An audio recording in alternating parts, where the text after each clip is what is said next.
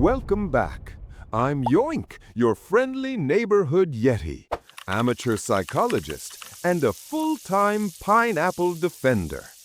Now, before you click off, I know what you're thinking.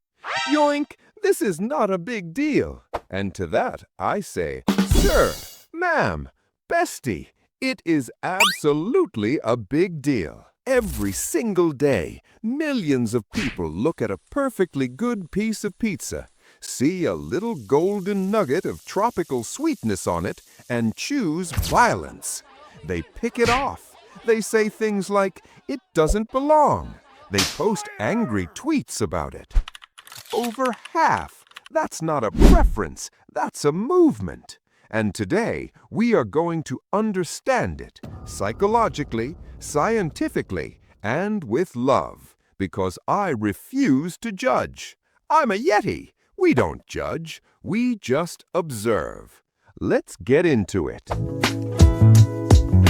Psychology class is in session. Your first stop on this tour is a little concept called food neophobia. Neophobia, from the Greek words for new and no thank you, is the psychological tendency to avoid unfamiliar or unexpected foods. Now here's the thing. Pineapple on pizza isn't actually new. It was invented in Canada in 1962. That's older than some of your parents.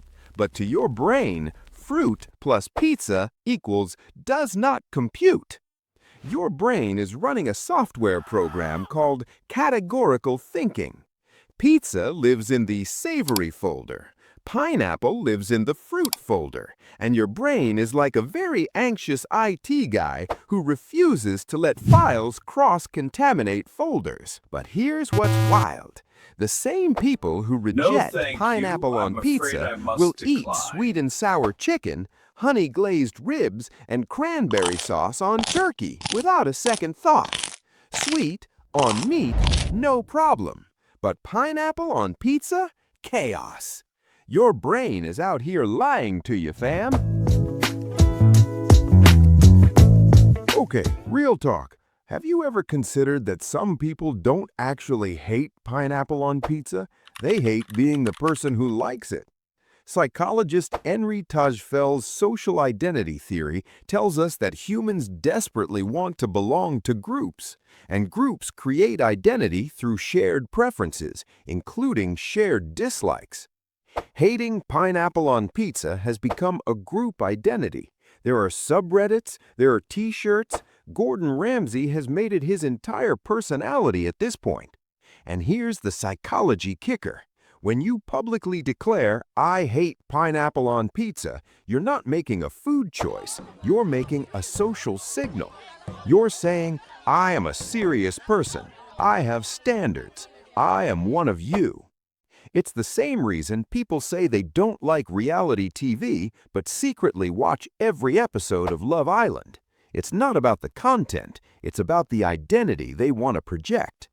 Don't at me. Actually, do at me. I love engagement. Now listen, this is the part where I actually feel for the anti-pineapple crowd, because this one is real. Some people are what researchers call super tasters. They have more taste buds than average, which means flavors hit harder, textures feel more intense, and combinations that seem fine to you can genuinely feel overwhelming to them. Pineapple is sweet and acidic and juicy on a pizza that's already got umami, salt, and fat happening. That's a lot of sensory input hitting at once. It's like if someone turned up all the audio channels on your favorite song to maximum volume simultaneously. Technically all the right notes, practically overwhelming.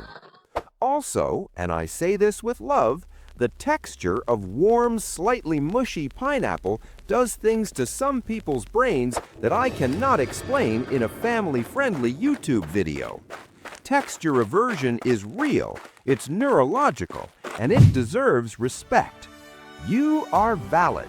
The pineapple is also valid. I believe both things.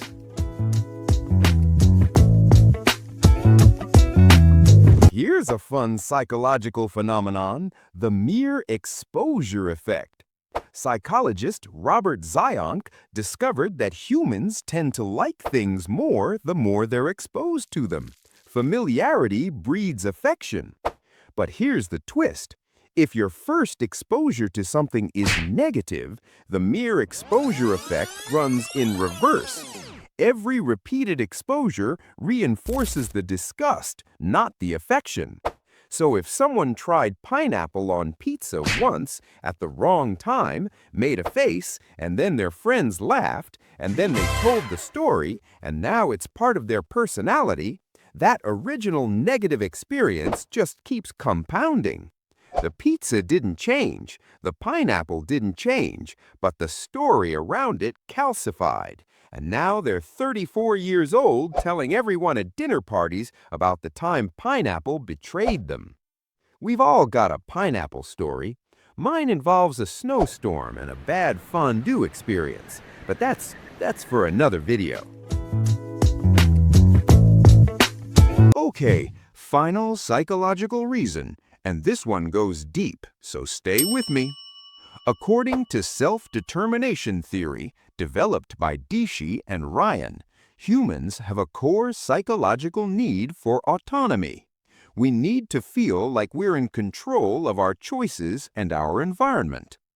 Food is one of the places where we exercise that control most visibly. What we eat, how we eat it, what we refuse to eat, it's all tied to our sense of self and agency.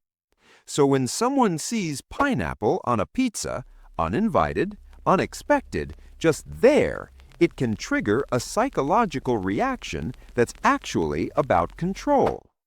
The pineapple represents chaos, unpredictability, a violation of the sacred order. That sounds dramatic, but think about how strongly people feel about this. You don't get that worked up about a food unless something deeper is going on.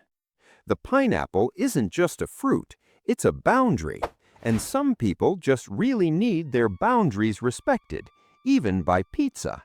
So, let's recap what we learned today, because I know you've got places to be.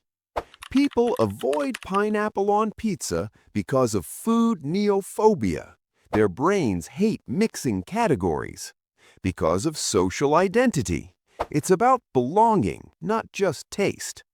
Because some of them are super tasters who feel flavors more intensely. Because a bad first experience compounded through the mere exposure effect. And because deep down, it's about control and autonomy. Is any of that a reason to pick pineapple off your pizza? Absolutely. All of this is valid. All of these people are doing their best. But should you maybe, just maybe, try one bite and then decide? Scientifically speaking, yes, that's what science says. I'm paraphrasing slightly, but the spirit is there. I'm Yoinks. I live in the mountains. I have no enemies, and I will defend Hawaiian pizza until my last fuzzy breath.